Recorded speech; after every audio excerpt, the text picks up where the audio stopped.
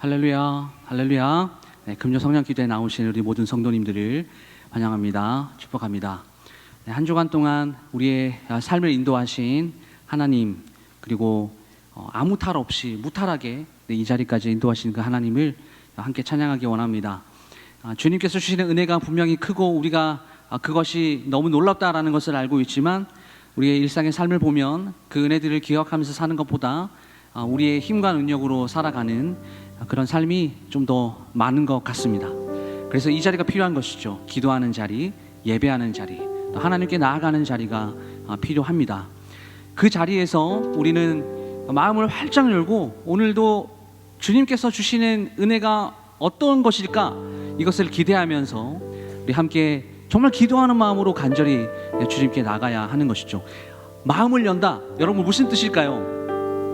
내 생각과 내 가치와 내 의지를 다 내려놓고 주님을 의지합니다. 주님께 나아갑니다. 이 입술의 고백, 우리의 마음의 고백이 우리의 마음을 여는 그 것이다 라는 것을 기억하셨으면 좋겠습니다. 오늘 함께 이렇게 기도하면서 주님께 나아갔으면 좋겠습니다. 주님, 내 마음을 오늘 주님 앞에 엽니다. 내 생각과 내 의지와 내 주관과 내 가치를 다 주님의 십자가 발 앞에 묻어두고 하나님을 생각하고 하나님을 기억하며 주님께서 주실 은혜를 이 시간에 기억합니다. 마음을 활짝 넣습니다. 주님, 내 마음 가운데 오늘도 임재하여 주시옵소서. 우리 다 같이 예배를 기대하시면서 우리 함께 기도하며 주님께 나갑니다. 함께 기도하겠습니다. 하나님 아버지, 주님, 오늘 예배 가운데 주님 온전히 나아갈 때에 하나님, 우리의 마음을 주관하시고 우리의 마음을 받으시길 원하시는 그 하나님께, 하나님, 우리의 모든 것들을 주님께 맡겨드리며 나아갑니다. 하나님, 의탁하며 나아갑니다. 하나님, 이 시간 주님 좌정하여 주시고 주님 임재하여 주시고 하나님, 우리의 기도와 우리의 예배와 우리의 찬양을 주님께서 받아 주셔서 하나님, 그 속에 담겨있는 주님께서 우리에게 주고자 하시는 그 사랑과 은혜를 하나님 예배 가운데 경험할 수 있도록 오늘도 하나님의 마음을 활짝 열고 주님께 나아가기 원하오니 주님께서 임재하여 주시옵소서, 좌정하여 주시옵소서. 그 하나님께 우리의 모든 것들을 맡겨드리며 나아가기 원합니다. 하나님, 사랑의 하나님, 우리가 기도한 것처럼 마음을 열고 주님께 나아갈 때에 주님께서 쏟아주시는 그 은혜와 기쁨과 감격이 이 금요 성령 기도회 가운데 충분히 나누어질 수 있도록 하나님, 우리의 마음을 주장하여 주시옵소서. 예배를 받으시기 합당하신 주님 앞에 모든 것들 예수 그리스도의 이름으로 기도드립니다. 아멘. 함께 찬양하겠습니다.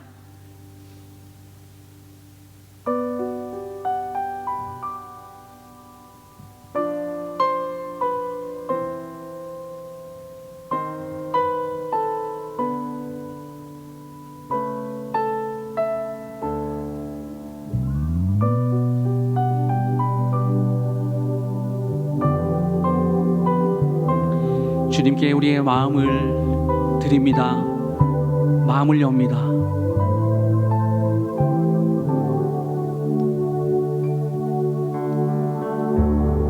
우리 한 목소리로 찬양하겠습니다. 여러 해 동안 주 떠나 세상 연락을 즐기고 저 흉악한 죄에 빠져서 주 은혜를 잊었네. 사랑해, 오 사랑의 예수님, 내 마음을 곧 엽니다. 곧 들어와 나와 함께하며 내 생명이 되소서.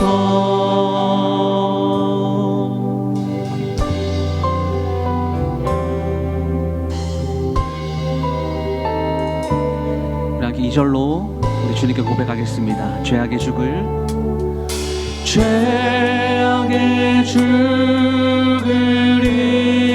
인생을 심히 불쌍히 여기사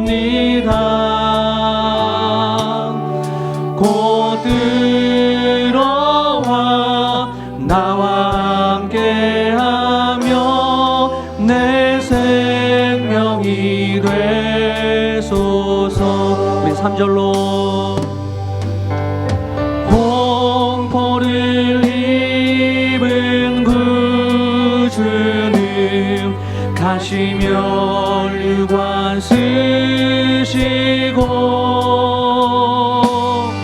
저 십자가 높이 달리사 그 아픔을 참았네.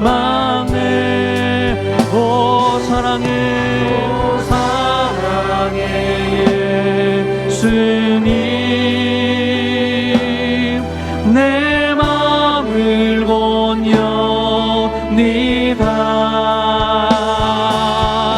곧 들어와 나와 함께하며 내 생명이 돼. 4절로 우리 함께 찬양합니다. 미련한 우리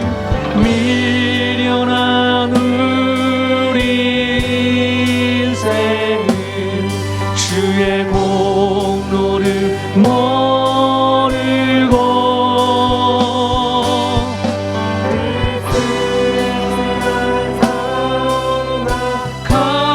가운데 늘 헤매고 다녔네. 오 사랑해 예수님 내 맘을 본연이다. 곧 들어와 나와 함께하며 내 생명이. 우리 한 번 더 고백합니다. 오 사랑해 예수님 오 사랑해 예수님 내 맘을 본연이다.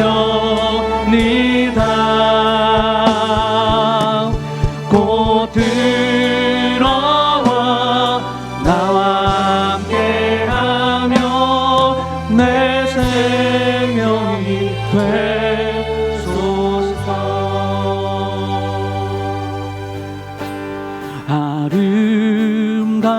아름답고 놀라우신 모든 이름보다 높은 이름 아름답고 놀라우신 주의 이름 높으신 그 이름 예수.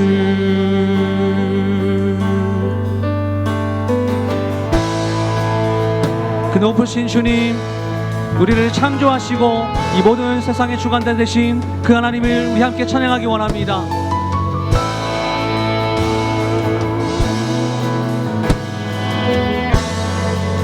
우리 다 같이 예수 아름다우신 예수 아름다우신 위대하신 주님 부활의 주. 어린 양 거룩과 공의 새벽별 같은 나의 구주. 아멘. 모든 하늘 찬양해.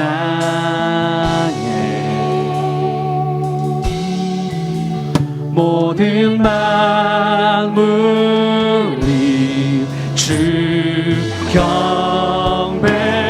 할렐루야. 아름답고 놀라우신 모든 이름보다 높은 이름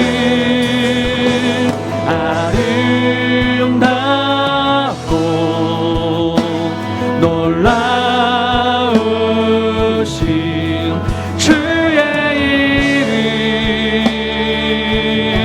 이름 높으신 그 이름 한 번 더 아름답고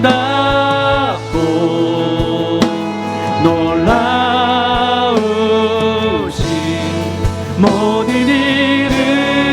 이름보다 높은 이름 아름답고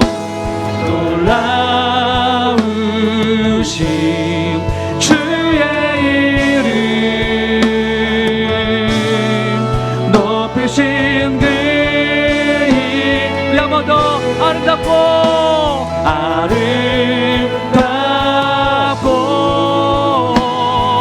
아름답고 주님의 아름다우심과 그 주님의 영원하심을 찬양합니다. 높은 이름 아름답고 놀라우신 주의 이름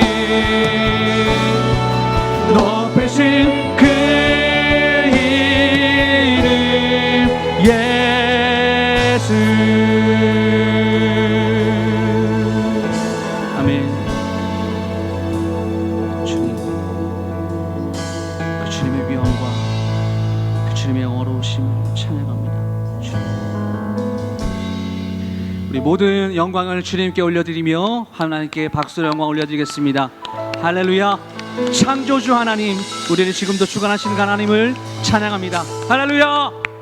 아멘.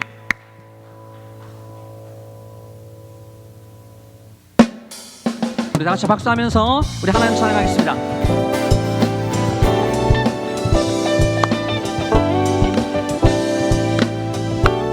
다 같이 내가 매일 기쁘게 순례의 길 행함은 주의 팔이 나를 안보함이요 내가 주의 큰 복을 받는 참된 비결은 주의 영이 함께함.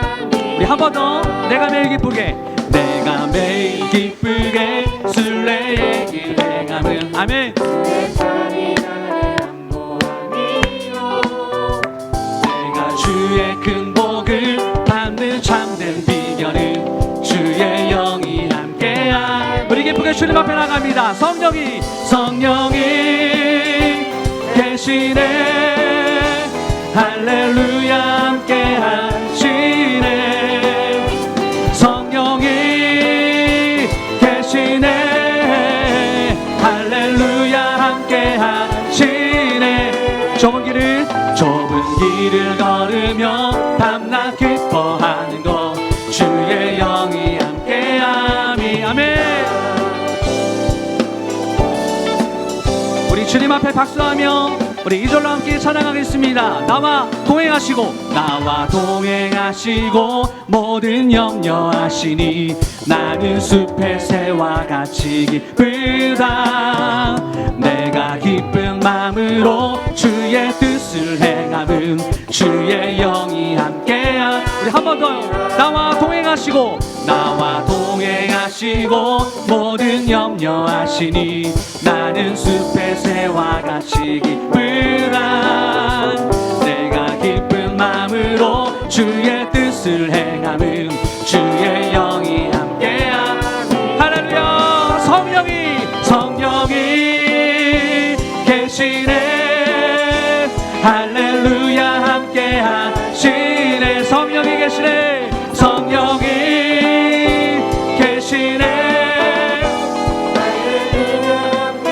할렐루야. 좁은 길을 걸으며 밤낮 기뻐하는 것 주의 영이 함께 한 번 더 찬양합니다. 성령이 계시네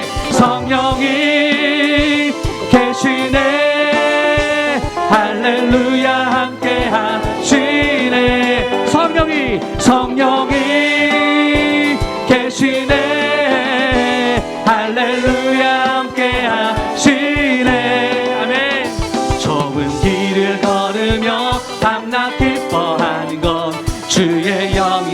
우리 마지막 한 번 더. 성령이 계시네. 성령이 계시네. 할렐루야 함께 하시네. 성령이 계시네. 할렐루야 함께 하시네. 다시 한 번 더. 성령이 계시네. 계시네. 할렐루야 함께 하시네. 좁은 길을 걸으며 밤낮 기뻐하는 곳 주의 영이 함께야. 아멘.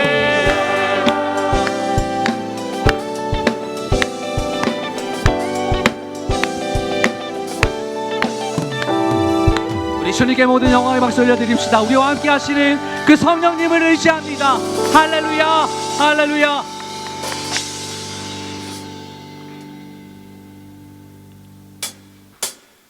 우리 더 큰 박수로 우리 하나님 찬양하겠습니다.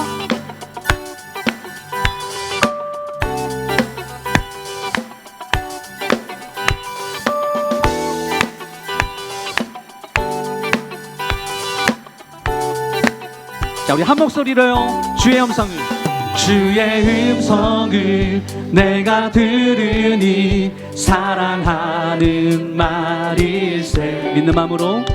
믿는 마음으로 주께 가오니 나를 영접하소서. 주여 넓으신 은혜 베푸사 나를 받아주시고 나의 품은 뜻 주의 뜻같이 되게 하여 주소. 주님께 나갑시다.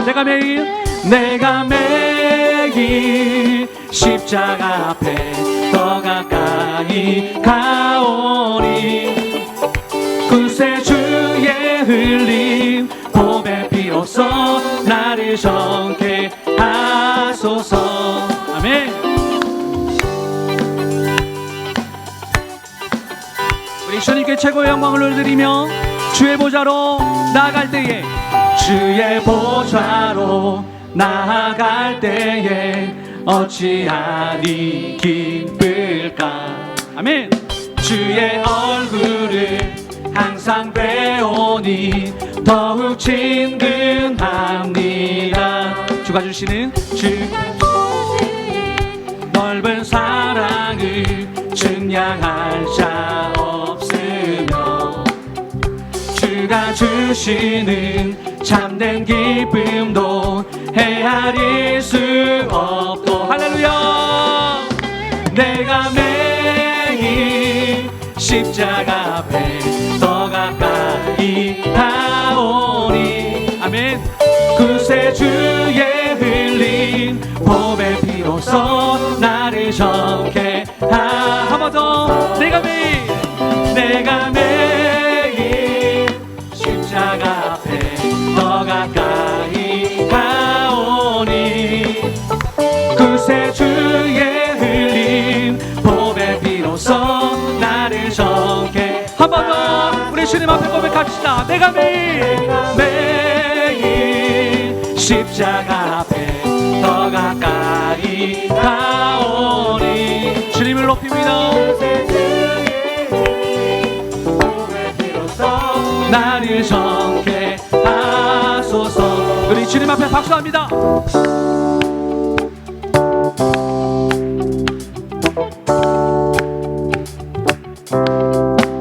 아멘.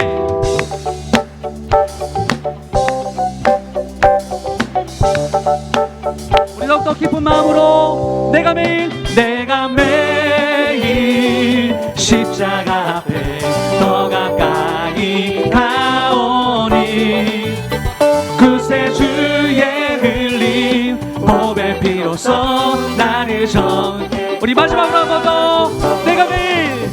내가 매일 십자가 앞에 더 가까이 가오니 구세주의 흘린 보배 피로써 나를 정케 하소서.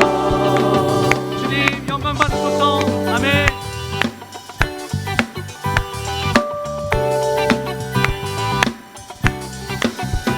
우리 하나님만이 찬양받기에 합당하신 그 주님 되십니다.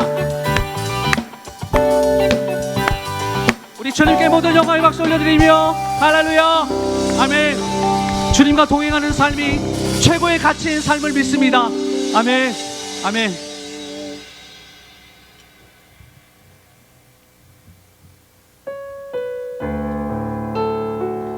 이렇게 마음을 정돈하시면서 주님 앞에 참된 예배자로 나아가기 원합니다. 우리 함께 이 고백으로 찬양했으면 좋겠습니다.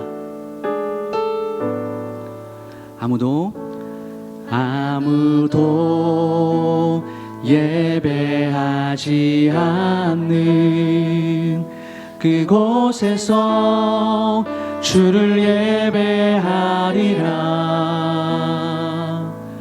아무도 찬양하지 않는 그곳에서 나 주를 찬양하리라. 누구도 헌신하지 않는 그곳에서 주께 헌신하리라. 누구도 증거하지 않는 그곳에서 나 주를 증거하리라. 내가 밟는 모든 땅 주를 예배하게 하소서. 주의 보혈로 덮어지게 하소서. 내가 선이고 주의 거룩한 곳 되게 하소서. 주의 향기로 물들이소서. 한 번 더 찬양합니다. 아무도 예배하지 않는 그곳에서 주를 예배하리라. 아무도 찬양하지 않는 그곳에서 나 주를 찬양하리라. 누구도 헌신하지 않는 그곳에서 주께 헌신하리라. 누구도 증거하지 않는 그곳에서 나 주를 증거하리라. 할렐루야. 내가 밟는 모든 땅 주를 예배하게 하소서. 주의 보혈로 덮어지게 하소서. 내가 선이고 주의 거룩한 곳 되게 하소서. 주의 향기로 물들이소서. 한 번 더. 내가 밟는 모든 땅 주를 예배하게 하소서. 주의 보혈로 덮어지게 하소서. 내가 선이고 주의 거룩한 곳 되게 하소서. 주의 향기로 물들이소서. 내가 밟는 모든 땅 주를 예배하게 하소서. 주의 보혈로 덮어지게 하소서. 내가 선이고 주의 거룩한 곳 되게 하소서. 주의 향기. 우리 한 번 더 찬양합니다. 우리의 간절한 기대와 소망을 담아 내가 밟는 모든 땅 하게 하소서. 주의 보혈로 덮어지게 하소서. 내가 선이고 주의 거룩한 곳 되게 하소서. 주의 향기로 물들이 목마른 나의 영혼 목마른 나의 영혼 주를 부르니 나의 맘 만져 주소서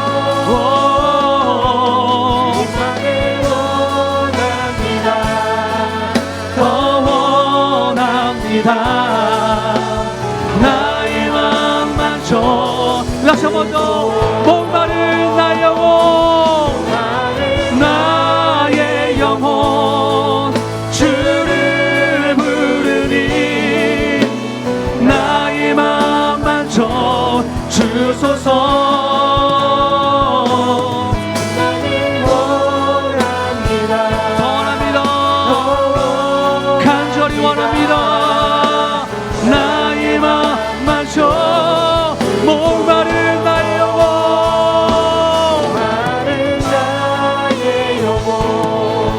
주를 부르니 나의 맘 만져 주소서 나를 원합니다 더 원합니다 나의 맘 만져 우리 잠잠히 함께 찬양하겠습니다. 목마른 나의 영혼 목마른 나의 영혼 주를 부르니 나의 맘 만져 주님의 시간 주님의 그 임재가 우리 가운데 있기를 간절히 소망합니다. 더 원합니다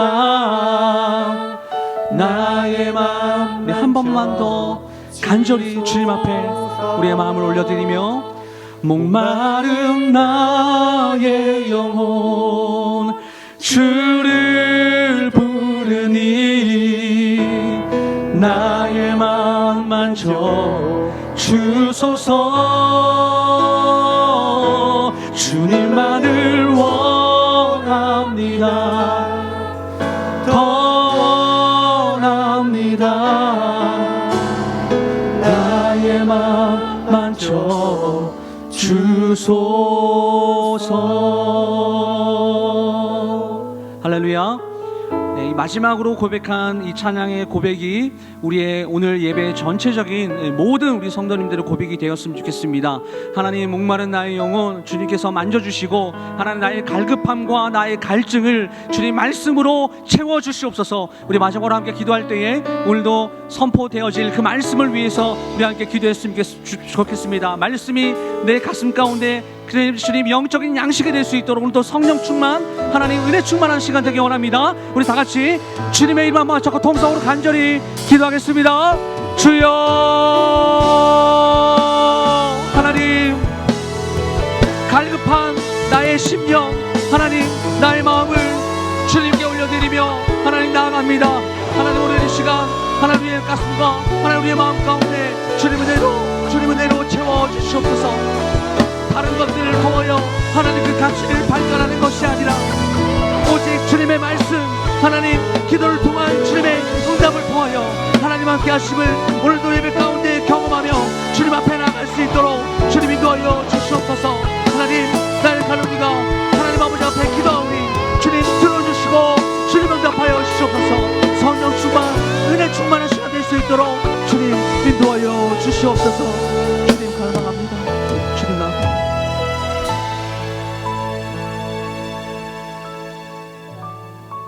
감사한금 범사에 감사드립니다. 은혜와 사랑에 풍성하신 아버지 하나님, 오늘도 한 날 허락하시고 하나님의 은혜 가운데 보호하신 가운데 살다가 오늘 이 밤에 주 앞에 나와서 찬양과 말씀과 기도할 수 있도록 은혜를 주심을 진실로 감사드립니다. 이 시간 충만하게 임재하셔서 우리 가운데 좌정하시고 우리를 만나 주시기 원합니다.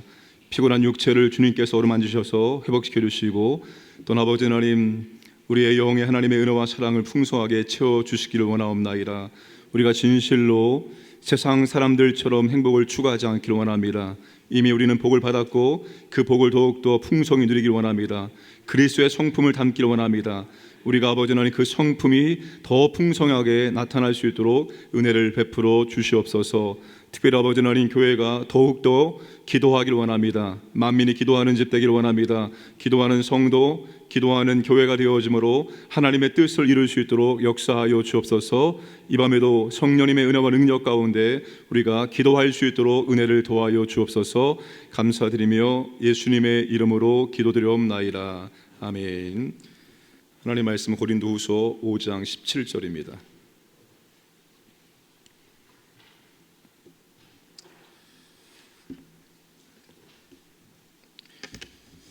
고린도후서 5장 17절 말씀 우리 한 목소리로 합독하겠습니다. 시작. 그런즉 누구든지 그리스도 안에 있으면 새로운 피조물이라. 이전 것은 지나갔으니 보라 새 것이 되었도다. 한 번 더 하겠습니다. 그런즉 누구든지 그리스도 안에 있으면 새로운 피조물이라. 이전 것은 지나갔으니 보라 새 것이 되었도다. 아멘.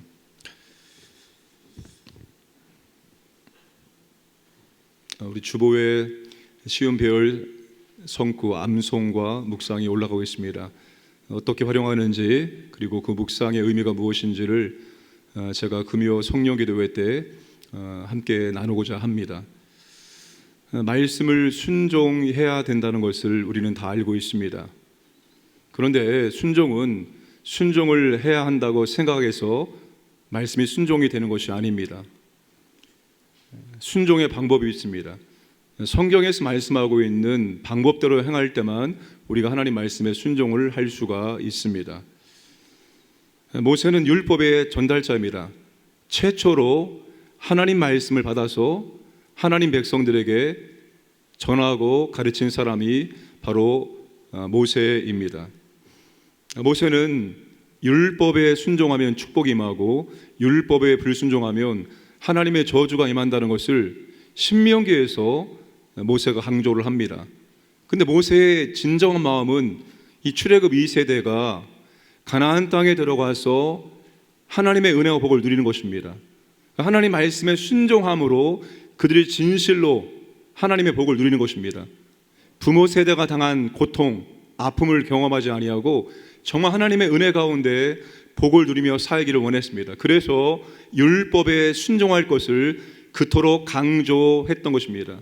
모압 평지에서 다시 율법을 출애굽 2세들에게 강조하며 가르친 것입니다.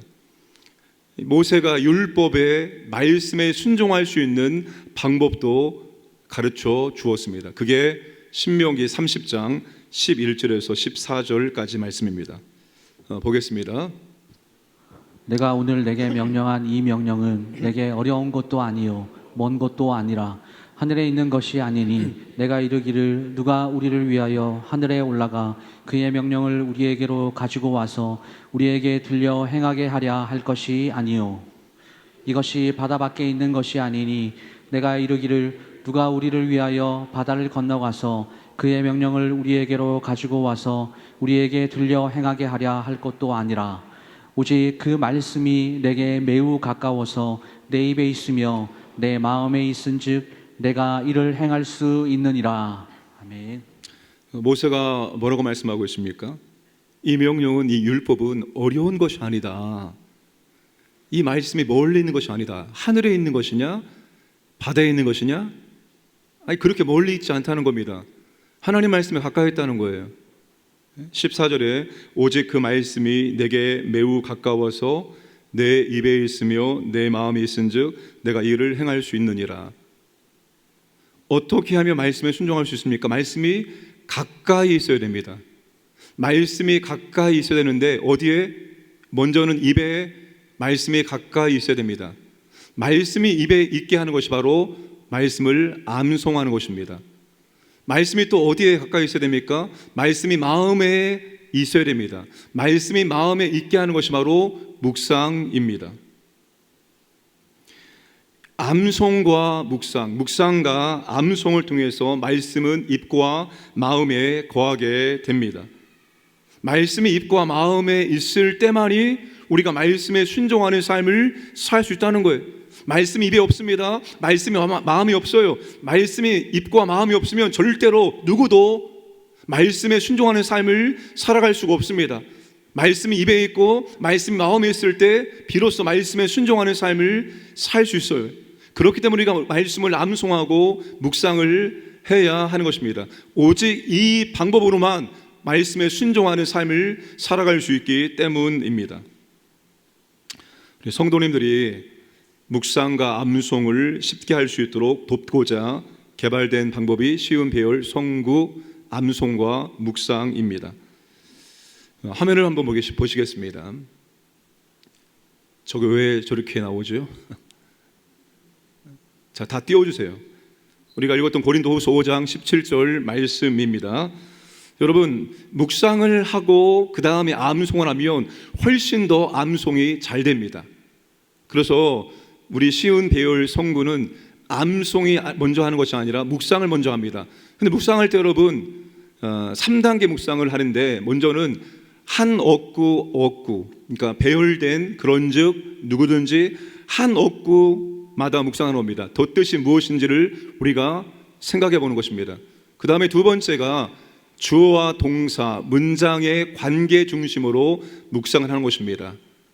그런즉 누구든지 그리스도 안에 있으면 새로운 피조물이라, 문장 단위로 그렇게 관계 묵상을 합니다. 그리고 세 번째가 바로 구조 묵상입니다. 빨리빨리 띄워주세요. 하나하나가 무엇을 의미하고 어떤 역할을 하고 있는지를 생각해 보는 것입니다. 이 3단계 구조 묵상은 구문과 내용의 반복과 강조를 통해서 관계를 파악해서 저 구문의 구조와 의미의 구조를 찾아 묵상을 하는 것입니다. 여러분, 우리는 지금 성경이 너무나 많이 있기 때문에 성경을 쉽게 읽을 수 있지만, 여러분 구약시대는, 그리고 신약시대도 성경은 한 사람이 손에 이렇게 66권 성권이 손에 있지 않았습니다. 특별히 구약은 여러분 듣는 겁니다. 듣는 거예요. 그러면 여러분 잘 들어서 오래 기억해야 됩니다. 잘 듣고 오래 기억하기 위해서 성령께서 성경을 기록한 저자들에게 이 문장의 구조를 가지고 성경을 기록하게 했다는 것입니다. 그냥 그대로 띄워주세요. 그래서 여러분, 우리가 구문의 어떤 구조 그리고 의미의 구조를 발견할 수가 있습니다. 자, 먼저 저렇게 우리가 묵상하는 겁니다. 제가 주보에 적어 놓았으니까 1단계, 2단계, 3단계를 여러분이 순서를 밟으면서 그렇게 차분히 읽어가면서 생각하면 묵상이 되어집니다. 그런 다음에 암송을 하는 것입니다. 암송도 그 다음 넘겨주세요. 세 가지 방법에 의해서 이루어집니다. 먼저는 문장의 주어와 동사, 중요한 골격을 먼저 암송하고, 두 번째는 질문을 통해서 생각을 하는 겁니다. 질문하고 답을 생각하면서 말하면서 살을 붙여나가고, 이것을 반복하게 되어지면 저 배열된 것이 이미지화 됩니다. 이미지로 머릿속에 기억이 됩니다. 여러분, 자녀와 암송할 때 한 사람은 질문하고 한 사람은 대답하는 형식으로 반복하면은 자녀와 함께 묵상을, 암송을 재미있게 할 수가 있습니다. 자, 화면을 보여주시기 바랍니다. 자, 누구든지 피조물이라 보라 새 것이 되었도다. 문장의 골격을 먼저 암송하는 겁니다. 주보를 보시면 누구든지 피조물이라 보라 새 것이 되었도다. 문장의 골격을 먼저 충분히 암송해 주는 겁니다. 두 번째, 그런 다음에 저 네모칸이 전부 다 칸칸이 다 들어갈 말씀이죠. 주어와 서술에 가까이 있는 것부터, 가까이에 있는 수식어부터 질문을 통해서 생각하고 대답하는 겁니다. 저 대답할 단어의 질문을 만드는 것은 대답할 저 단어가 육하원칙에 어디에 있는지를 생각하면서 질문을 만들면 되는 것입니다. 맨 위에 무슨 접속사입니까? 그런지, 이런 식으로 하는 겁니다. 누구든지 피조물이라. 어떤 피조물입니까? 새로운 피조물입니다. 어디 안에 있을 때 새로운 피조물입니까? 그리스도 안에 있으면. 새로운 피조물의 결과가 무엇입니까? 이전 것은 지나갔으니. 자, 이런 식으로 여러분 질문을 통해서 대답을 하면 됩니다. 다 주보에 나와 있으니까 여러분이 주보를 차근히 읽어가면서 하면은 얼마든지 할 수가 있습니다. 저렇게 반복적으로 질문하고 대답하는 형식으로 하면 저 배열된 이미지 하나하나가 그런즉 누구든지 그리스도 안에 있으면 새로운 피조물이라 이전 것이 지나갔으니 보라 새 것이 되었도다. 저게 이미지로 연상 기억이 되어집니다. 자녀와 함께 질문하고 대답하면서 암송을 재밌게 할 수가 있습니다. 자, 바울이 어떤 문맥에서 이 말씀했는지 살피는 것이 매우 중요합니다. 성경 해석의 기본 원리는 단어는 문장이 결정하고 문장은 문맥이 그 의미와 뜻을 결정을 한다는 것입니다. 그래서 어떤 문맥에서 이 말씀이 나왔는지를 파악을 해야 합니다. 자, 문맥을 이탈해서 말씀을 사용하는 집단이 이단과 사이비입니다. 문맥의 의미와 상관없이 말씀을 따로 가지고 와서 자신들이 하고 싶은 말씀을 집어넣어서 말하는 것입니다. 그래도 그렇게 똑똑한 사람들이 잘도 속아 넘어간다는 사실입니다. 자, 고린도후서 5장 17절은 5장 11절부터 21절까지 문맥에 들어있습니다. 소제목이 뭐죠? 화목하게 하는 직분이라고 되어 있습니다. 전체 춘 주제가 화목하게 하는 직분 안에 5장 17절이 들어가 있는 것입니다. 자, 이 문맥에서 바울은 누구를 염두에 두면서 말씀을 진행하고 있는가 하면 거짓 교사들을 염두에 두면서 말씀을 써 내려가고 있습니다. 이 거짓 교사들은 그들의 외모를 자랑하는 사람들이었습니다. 그리고 사람들을 외모로 평가하는 사람들이었습니다. 거짓 교사들은 사도들과의 친분 관계를 과시했고 유대인의 혈통과 할례의식 그리고 추천서 등의 외적인 것들을 자랑을 했습니다. 그런데 바울은 사람을 외모로 평가하거나 자랑하지 않겠다라고 말합니다. 그러면서 이 부분에 대한 작은 결론이 16절입니다. 16절 말씀을 함께 읽겠습니다. 그러므로 우리가 이제부터는 어떤 사람도 육신을 따라 알지 아니하노라. 비록 우리가 그리스도도 육신을 따라 알았으나 이제부터는 그같이 알지 아니하노라. 아멘. 여러분, 과거에 바울도 이 육신의 잣대를 가지고 사람을 평가했습니다. 여러분, 바울이 육신의 잣대로 평가했을 때 모든 것을 다 가진 사람이었습니다. 정말 그 모든 것을 갖기 위해서 열심히 살았던 사람이었습니다. 과거에 바울 자신도 그리스도를 평가할 때 육신의 잣대로 평가했습니다. 어떻게 그 사람이 구세주가 될 수 있느냐? 바울도 육신의 잣대로 평가했지만 이제는 절대로 사람을 육신의 잣대로 외모로 평가하지 않겠다는 것입니다. 그 이유가 무엇입니까? 바로 5장 17절 때문입니다. 그런즉 누구든지 그리스도 안에 있으면 새로운 피조물이라 이전 것은 지나갔으니 보라 새 것이 되었도다. 육신의 잣대로 평가할 수 없는 이유는 새로운 피조물이 되었기 때문입니다. 바울이 고린도후서 5장 17절을 통해서 말하고 싶은 것이 무엇일까요? 이제 우리는 외모로 판단할 수 없는 존재가 되었다는 것입니다. 또한 외모를 내세우고 자랑할 수 없는 존재가 되었다는 것입니다. 우리가 그리스도로 말미암아서 이제는 새로운 피조물이 되었기 때문입니다. 구체적으로 새로운 피조물이 무엇인지 함께 말씀을 나누도록 하겠습니다. 자, 바울은 새로운 피조물이 될 수 있는 방법을 말하고 있습니다. 여러분, 인생에 대해서 후회하는 사람들이 참 많습니다. 과거의 어떤 사건, 어떤 선택 이전으로 다시 돌아간다면 내가 지금보다 더 나은 인생을 살 수 있을 텐데 라고 생각하면서 인생을 다시 살고 싶어하는, 새롭게 살고 싶어하는 사람들이 많이 있다는 사실입니다.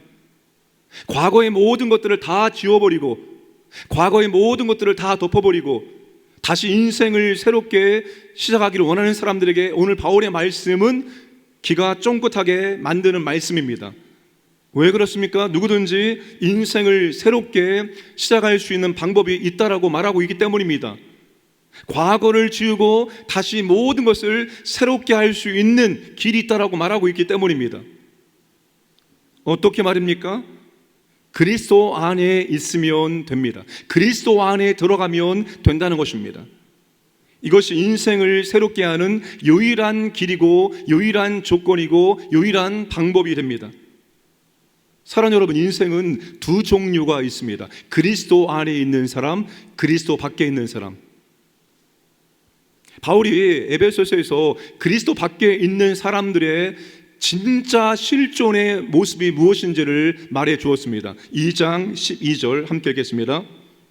그때 너희는 그리스도 밖에 있었고 이스라엘 나라 밖의 사람이라. 약속의 언약들에 대하여는 외인이요 세상에서 소망이 없고 하나님도 없는 자이더니. 바울이 이제 그리스도 밖에 있는 인생을 세 가지로 말하고 있습니다. 약속의 언약들에 대해서는 외인이요, 약속의 말씀에 대해서는 아무런 관계가 없는 사람들입니다. 세상에서 소망이 없는 사람들이고 또한 하나님도 없는 사람이라고 말하고 있습니다. 여러분, 이 세 가지가 무엇입니까? 그들이 얼마나 비참한 존재인지를 바울은 말해주고 있는 것입니다. 겉으로 그들이 화려한 삶을 살고 있다고 해서 우리가 부러워할 필요가 전혀 없다는 것입니다. 그리스도 밖에 있는 사람들은 절대로 우리가 부러워할 것이 아무것도 없는 사람들입니다. 그들의 물질이, 그들의 지위가, 그들의 소유가 부럽습니까? 그리스도 밖의 인생이 얼마나 소망 없고 비참한지를 깨닫지 않는 이상 그리스도 안에 들어오려고 하지 않을 것입니다. 근데 바울은 그들의 진짜 모습을 에베소 교회 성도들에게 설명해 주고 있는 것입니다. 그들은 실상은 비참한 존재와 같다는 사실입니다.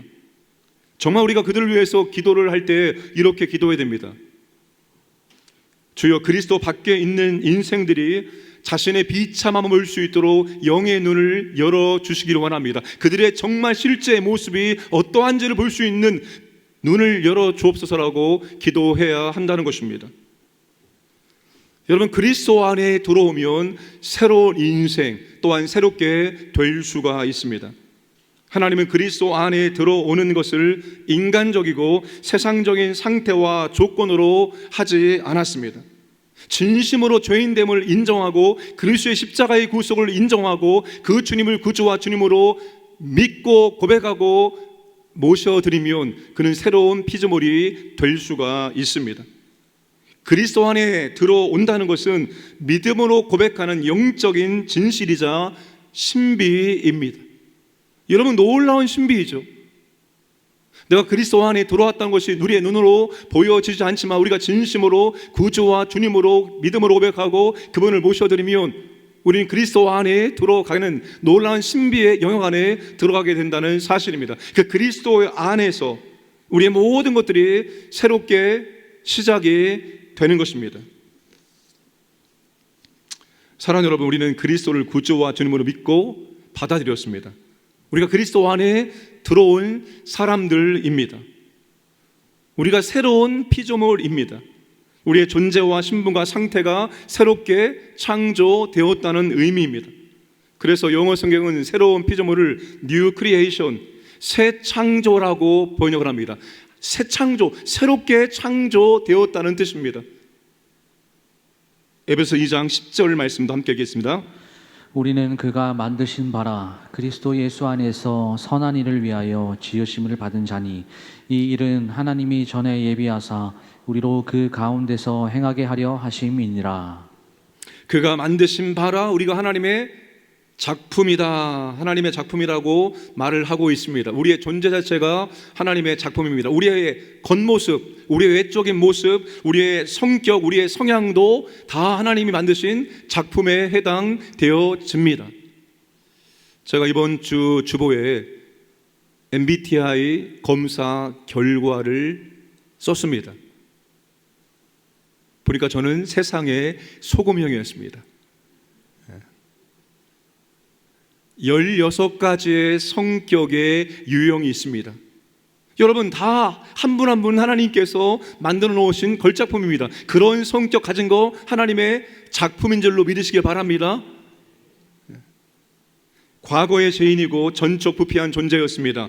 그런데 이제는 존재와 상태와 신분이 완전히 새롭게 창조가 되었다는 것입니다. 새 창조가 일어나게 된 것입니다. 우리가 새 사람이 된 것입니다.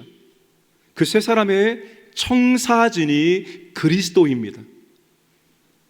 우리가 아직 공사 중이지만 조감도상에 우리는 이미 그리스도와 같은 하나님의 아들입니다. 그리스도와 구원의 영광을 공유할 공동 상속자입니다. 하나님의 청사진을 따라서 그리스도를 닮아가는 여정이 신앙생활입니다. 그런데 여기서 정말 중요한 의미가 있습니다. 피조물이라는 사실입니다. 여러분, 우리는 새로운 피조물입니다. 과거에도 피조물이 있었고 지금도 피조물이고 앞으로도 피조물이고 우린 영원토록 피조물이라는 사실입니다. 여러분, 우리가 신이 될 수 없습니다. 사탄이 아담과 하와를 유혹할 때 뭐라고 유혹했습니까? 너희들이 이 선악과를 따 먹으면 너희들이 하나님이 될 수 있다, 너희들이 신이 될 수 있다라고 유혹을 했습니다. 과학으로 입증되거나 인간의 오감을 통해 경험할 수 있는 것 이상이 존재하고 있다는 것을 현대인들이 인정을 하기 시작을 했습니다. 그러면서 물질 세계의 환멸을 느끼는 현대인들은 기존 종교에서도 똑같이 환멸을 느낍니다. 과학 이상 인간의 오감을 넘어서는 어떤 자연적인 세계와 질서를 넘어서는 그런 존재가 있고 그런 현상이 있다는 것을 알게 되었다면 그들이 그리스도 안으로, 교회 안으로 들어오면 얼마나 좋을까요? 그런데 그들은 기존의 종교에 대해서 환멸을 느낍니다. 그리고 그들의 영적인 것들을 어떻게 채워나가는가 하면 초심리학이라는 현대적 옷을 걸친 신비주의를 통해서 영적인 갈급함을 채우고자 한다는 것입니다. 그 대표적인 것이 바로 뉴에이지입니다. 뉴에이지에서 중요하게 여기는 방법이 명상입니다. 신과 합일, 신과 우리가 하나가 될 수 있다. 동양 종교들, 여러 가지 종교들에서 이런 신비주의를 추구하면서 우리가 마치 신이 될 수 있는 것처럼 그렇게 사람들을 현혹을 하고 있다는 사실입니다. 현대 기술이 발전되면 발전될수록 사람들은 더욱더 그런 영적인 터치들을, 신비감을 찾게 되어 있다는 사실입니다. 하이테크 하이터치라고 유명한 미래학자인 존 라이트비츠가 책을 썼습니다. 여러분, 기술이 더 발전되면 발전될수록 사람들은 영적인 것으로 더 갈급해한다는 사실입니다. 그런데 문제는 잘못된 신비주의를 통해서 그들의 영적인 공허를 채우려고 하고 있다는 사실입니다. 여러분, 우리가 피조물이라는 것이 우리의 본질입니다. 본질. 피조물이라는 말은 우리가 독립된 존재가 아니라 우리는 의존적인 존재로 창조되었다는 것입니다. 우리의 모든 것들, 우리가 사랑하는 모든 것들은 의존적이다, 이런 의미입니다. 우리가 의존하면서 사는 존재라는 것이 영원히 변하지 않는 우리의 본성입니다. 그런데 중요한 것은 누구를 의존하며 사느냐, 무엇을 의존하며 사느냐입니다. 많은 사람들은 자기를 의존하며 살고 있습니다. 자기 중심적인 삶을 살고 있습니다. 네가 세상의 신이다라고 말합니다. 네가 우주의 신이다, 네가 우주의 주인이다라고 말합니다. 철저히 자신을 의존하며 자기 중심적인 삶을 살게 만들고 있습니다. 사탄이 우리에게 말하는 것이 바로 그것입니다. 철저히 자기 중심적인 삶을 살도록 만드는 게 사탄의 전략이고 방법입니다. 교회는 철저히 공동체 중심으로 모든 것을 해 나가게 되어 있습니다. 어떤 사람은 돈을 의지하며 사는 사람이 있고, 어떤 사람은 다른 신을 의존하고, 어떤 사람은 다른 사람들을 의존하면서 살고 있습니다. 인간은 본성이 의존하게 되었기 때문에 무엇이든지 의존하게 되어 있습니다. 그런 것들은 영원한 생명을 줄 수 없고 죄와 사망으로부터 구원할 수 없다는 사실입니다. 구원할 수 없는 것들을 사람들은 붙들고 의존하며 살고 있다는 것입니다. 사랑하는 여러분, 우리가 의존해야 될 분은 우리를 창조하시고 또 새롭게 창조하시는 하나님이십니다. 여러분, 하나님을 더 의존하시기를 바랍니다. 하나님을 더 붙들기를 원합니다. 하나님을 더 갈망하기를 원합니다. 하나님을 더 찾기를 원합니다. 이게 새로운 피조물의 중요한 특징입니다. 하나님을 더 의존하는 것, 더 찾고 부르는 것, 이게 새로운 피조물의 중요한 특징입니다. 바울이 이제 새로운 피조물의 결과가 무엇인지를 말해주고 있습니다. 이전 것은 지나갔다라고 말하고 있습니다. 새로운 피조물이 되기 이전의 존재와 지위와 신분과 상태는 이미 지나갔다라고 말하고 있습니다. 이미 지나간 과거라고 말하고 있는 것입니다. 우리의 존재와 우리의 상태와 우리의 지위와 우리의 신분이 바뀌었다는 것입니다. 우리의 영역이 바뀌었다는 것입니다. 사탄이 지배하는 사탄의 나라에서 이제 하나님이 지배하고 통치하는 하나님의 나라로 우리가 완전히 바뀌어진 거예요. 과거로 돌아갈 수 없습니다. 돌아갈 수 없는 강을 우리는 이미 건넜기 때문입니다. 그러나 우리는 회귀 본능이 있습니다.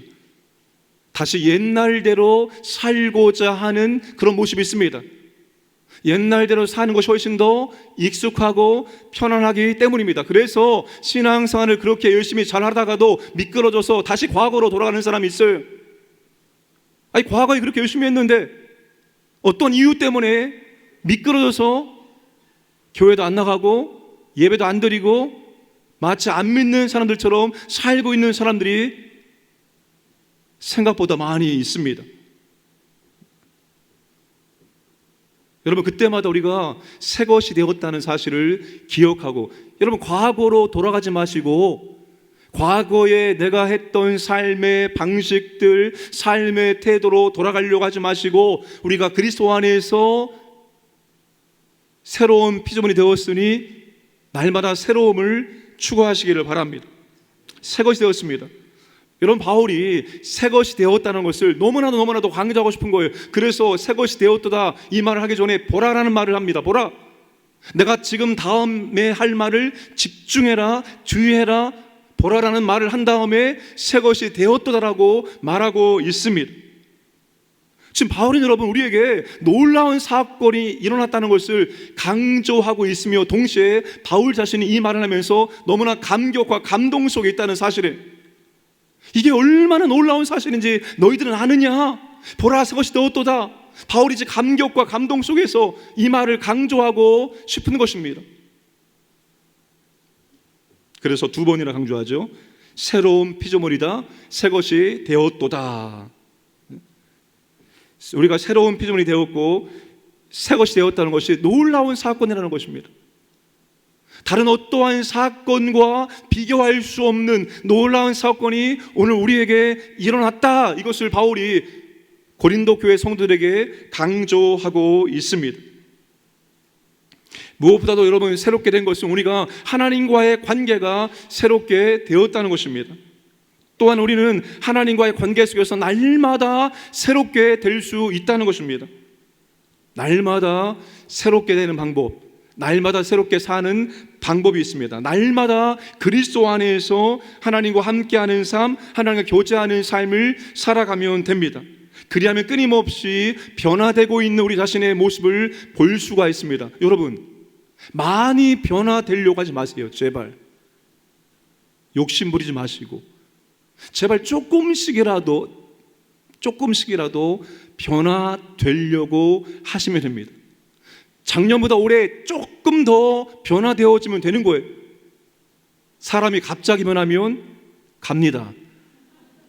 그러니까 많이 변화되려고 하지 마시고 나는 날마다 조금씩 새롭게 되려고 하시기를 바랍니다. 해 아래는 새 것이 없습니다. 전도서 1장 9절과 10절 말씀 함께 읽겠습니다. 이미 있던 것이 후에 다시 있겠고 이미 한 일을 후에 다시 할지라.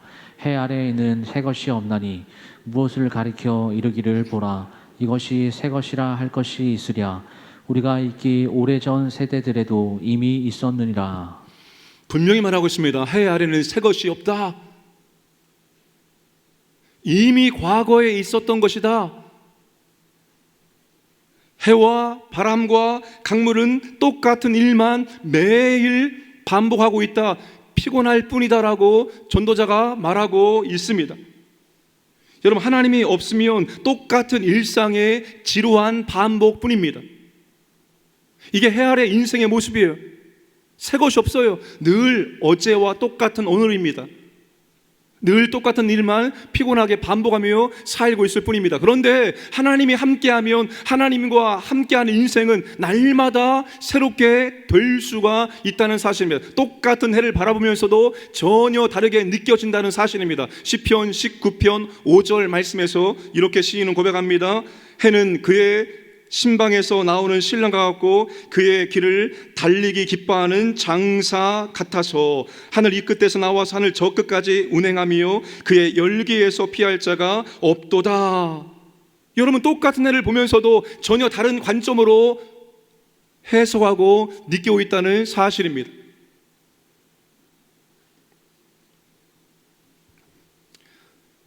하나님과 함께하는 인생은 여러분 매일매일 똑같은 일상의 반복처럼 느껴지지만 절대로 그렇지 않습니다.